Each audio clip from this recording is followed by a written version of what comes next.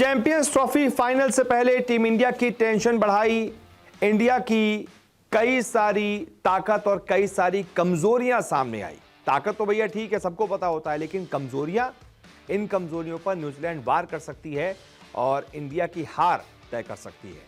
क्या क्या ये कमजोरियां हैं, क्या क्या टीम इंडिया की ताकत है, स्ट्रेंथ और वीकनेस पर जरा बात कर लेते हैं। उसके बाद अपनी एक रिपोर्ट में मैं आपको न्यूजीलैंड की भी स्ट्रेंथ और वीकनेस इस फाइनल में क्या होगी ये बाकायदा बताऊंगा। तो पहले बात इंडिया की कर लेते हैं, इंडिया की ताकत की कर लेते हैं कि इंडिया की स्ट्रेंथ इस मैच में क्या होगी। तो आपको बता दूं, भारतीय टीम ने टूर्नामेंट में अब तक 4 मुकाबले खेले हैं, 4 सभी मतलब जीते हैं। ये एक अच्छा पॉइंट है, पॉजिटिव पॉइंट है इंडिया के लिए। इंडिया की ये स्ट्रेंथ है कि विनिंग परसेंटेज जो है वो 100% का रहा है। इसके अलावा बैटिंग, बॉलिंग और फील्डिंग तीनों डिपार्टमेंट में टीम इंडिया ने शानदार प्रदर्शन किया है। इसके अलावा जिस न्यूजीलैंड से हमारा फाइनल है, इसी न्यूजीलैंड को हमने ग्रुप ए में हुए मुकाबले में 44 रनों से हराया था। तो उससे भी टीम इंडिया को एक कॉन्फिडेंस मिलेगा कि भाई इस टीम को हम पहले भी हरा चुके हैं, फाइनल भी हरा देंगे। इसके अलावा कोहली, गिल के शतक आ चुके हैं, अय्यर भी शानदार फॉर्म में दिख रहे हैं, यानी भारतीय टीम की बैटिंग लय में दिख रही है। इसके अलावा श्रेयस अय्यर, अक्षर पटेल और केएल राहुल, ये जो मिडिल ऑर्डर है ना, ये भी अपना रोल बखूबी निभा रहा है। क्योंकि ओपनिंग में थोड़ी सी चिंता हो रही है इंडिया को, लेकिन मिडिल ऑर्डर संभाल ले रहा है, बार बार हर मैच में मिडिल ऑर्डर संभाल लेता है। इसके अलावा हार्दिक पांड्या भी ऑस्ट्रेलिया के खिलाफ अपना फॉर्म साबित कर चुके हैं, मैच विनर हैं, कभी भी मैच को पलट सकते हैं, तो ये भी टीम इंडिया के लिए अच्छे साइन है। वहीं भारतीय बॉलिंग की बात की जाए तो भारतीय टीम के बॉलर्स इस टूर्नामेंट में अब तक 37 विकेट ले चुके हैं, यानी कि 4 मुकाबले हुए हैं, 40 विकेट में से 37 विकेट टीम इंडिया के बॉलर्स ले चुके हैं, यानी कि बहुत शानदार बॉलिंग हुई है।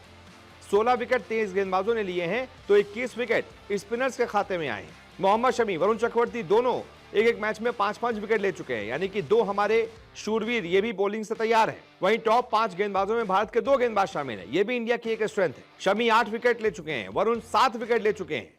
और भारत को दुबई इंटरनेशनल स्टेडियम की पिच बहुत रास आ रही है, क्योंकि थोड़ी सी धीमी पिच है। इंडिया यहां बहुत समय से खेल रही है, टीम इंडिया ने सभी मुकाबले यहां पर खेले हैं, और ऐसे में फाइनल में भारत को दुबई की धीमी पिच का फायदा मिल सकता है, क्योंकि हम यहीं पर खेल रहे हैं, 1 महीने से यहीं पर हैं, आदी हो चुके हैं इन कंडीशंस के। वहीं न्यूजीलैंड बार बार यहां भी आ रही है, ग्रुप स्टेज का मुकाबला खेलने यहां आई, फिर ट्रैवल करके पाकिस्तान गई, कुछ मुकाबले वहां खेले, अब में लीग मुकाबले बाकी के वहां खेले, फिर सेमीफाइनल में न्यूजीलैंड ने पाकिस्तान में खेला, अब फिर वो वापस से दुबई आई है। तो ये टीमों को थोड़ा अनबैलेंस कर देती है, लेकिन टीम इंडिया एक ही जगह पर है, इसका फायदा मिलेगा। ये इंडिया की स्ट्रेंथ है कि जिस कंडीशन में मैच होने जा रहा है, इंडिया के सभी जो खिलाड़ी हैं वो उन कंडीशंस के आदी हो गए हैं। अब इसके बाद बात कर लेते हैं इंडिया की कमजोरी, वीकनेस क्या होगी। तो सबसे बड़ी वीकनेस तो हमारे कप्तान साहब है, रोहित शर्मा। रोहित फिर आउट ऑफ फॉर्म हो गए हैं, जितने भी मैच अभी तक हुए हैं एक भी 50 उनके बल्ले से नहीं लग पाया है। रोहित का हाईएस्ट स्कोर इस टूर्नामेंट में सिर्फ और सिर्फ 41 रन रहा है। 4 मैचों में बहुत मामूली 26 की बहुत मामूली औसत के साथ रोहित के बल्ले से सिर्फ और सिर्फ 104 रन ही निकले हैं। ये इंडिया की सबसे बड़ी वीकनेस है।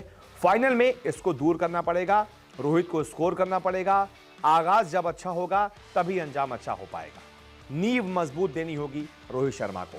इसके अलावा एक और चीज जो परेशान कर सकती है, न्यूजीलैंड के स्पिनर्स दुबई की पिच पर टीम इंडिया को परेशान कर सकते हैं। सेंटर की लीडरशिप वाली स्पिन जो चौकड़ी है ना उनकी, उन्होंने दूसरे सेमीफाइनल में यानी कि साउथ अफ्रीका के खिलाफ जो सेमीफाइनल हुआ था उसमें से 10 में से 7 विकेट लिए थे। और वैसे भी दुबई की पिच धीमी है, सोचिए वो पाकिस्तान में जाकर अच्छी विकेट पर 7 विकेट ले रहे हैं, तो दुबई की धीमी पिच पर तो और ही ज्यादा कहर बर पाएंगे। वहीं न्यूजीलैंड के स्पिनर्स जो हैं वो टूर्नामेंट में अब तक 17 विकेट ले चुके हैं। इंडिया के बाद सेकंड सक्सेसफुल टीम है जिसके स्पिनर्स ने इतना अच्छा परफॉर्म किया है। तो ये जो दुबई की पिच है ना, ये इंडिया को फायदा भी करेगी, वहीं न्यूजीलैंड इसका फायदा भी उठाएगी, तो यही उल्टा आपको नुकसान भी करेगी। 2 धारी तलवार है, अब आपको देखना होगा कि आप कैसे उस पर देखते हैं, जीतते हैं। इसके अलावा एक और कमजोरी बता देता हूं, शमी का साथ देने के लिए कोई दूसरा अनुभव पेसर आपके पास है ही नहीं। बुमराह की गैर मौजूदगी में हर्षित राणा, अर्शदीप सिंह, हार्दिक को टीम में रखा गया था, लेकिन हर्षित पांड्या सिर्फ और सिर्फ 4 विकेट ही ले पाए हैं। शमी 8 विकेट के साथ टॉप विकेट टेकर्स में दूसरे नंबर पर चल रहे हैं। उनका साथ देने के लिए कोई अनुभवी पेसर नहीं है। स्पिनर्स का दिन नहीं हुआ तो आपको लेने के देने पड़ जाएंगे, और आप वैसे भी बीते 2 मुकाबलों से सिर्फ 2 पेसर्स के साथ मैच में जा रहे हैं। खुदा ना खास्ता किसी एक पेसर को चोट लग गई, कुछ भी दिक्कत हो गई, क्या करवाएंगे आप?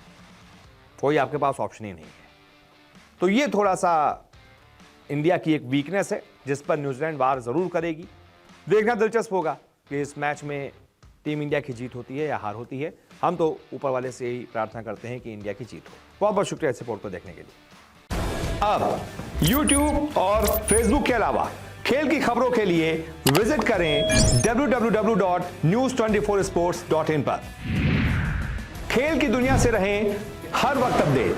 क्रिकेट, ओलंपिक स्पोर्ट्स और हां WWE समेत यहां मिलेगी हर छोटी बड़ी खबर, एक्सक्लूसिव इंटरव्यूज से लेकर बारीक एनालिसिस तक। क्योंकि आप तो जानते हैं खेल की खबर यानी न्यूज़ 24 स्पोर्ट्स।